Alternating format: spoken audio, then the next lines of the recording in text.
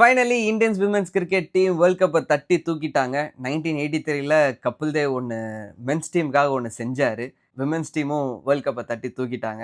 ஹர்மன்பிரீத் இது என்னோட விக்டரி மட்டும் கிடையாது. இதுக்கு முன்னாடி ஒரு பெரிய ஜெனரேஷன் இந்த இந்த விஷயத்துக்காக ரொம்பவே கஷ்டப்பட்டு இங்க கூட்டு வந்திருக்காங்க. இது அவங்களோட விக்டரின்னு சொல்லி அவங்க கிட்ட இந்த போய் கப்ப குடுக்க போதும், ஜோலன் கோசாமி ஆகட்டும், ஹர்மன்பிரீத் ஆகட்டும், இந்த கட்டி புடிச்சு அழ போதும், அந்த கப்ப டைட்டாவே புடிச்சுக்கிட்டே இருந்தாங்க.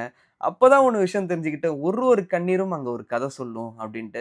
அதனால தான் அந்த படத்தையுமே நான் பார்க்க சொல்லியிருந்தேன் சபாஷ் மித்துன்றது. வேணா ஒரு சீன் மட்டும் சொல்றேன். புடிச்சிருந்தா அந்த படத்த போய் பாருங்க.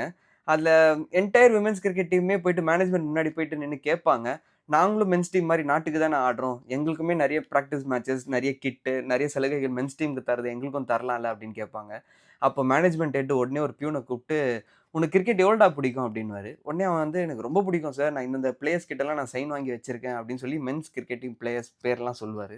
உடனே அவரு கட் பண்ணிட்டு, சரி விமென்ஸ் டீம் பிளேயர்ஸ் எல்லாம் சொல்லு. யார் யாரெல்லாம் உனக்கு தெரியும் அப்படின்னுவாரு. ஒரு 5 பேர் சொல்லுன்னாரு. தெரியாது. 3 தெரியாது, 2 தெரியாது அப்படின்னுவாரு.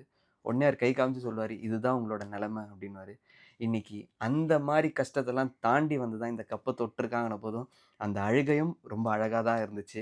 இத அடுத்த ஜெனரேஷன் எப்படி எடுத்துட்டு போறாங்கன்றது தான் கதையே இருக்கு. யோசிச்சு பாருங்க. எனக்கு சில விஷயங்கள் இப்ப தான் தெரிஞ்சது. 1975ல மென்ஸ் வேர்ல்ட் கப் ஸ்டார்ட் பண்ணாங்க. ஆனா 2 வருஷத்துக்கு முன்னாடியே 1973ல விமென்ஸ் வேர்ல்ட் கப் ஸ்டார்ட் பண்ணியிருக்காங்க.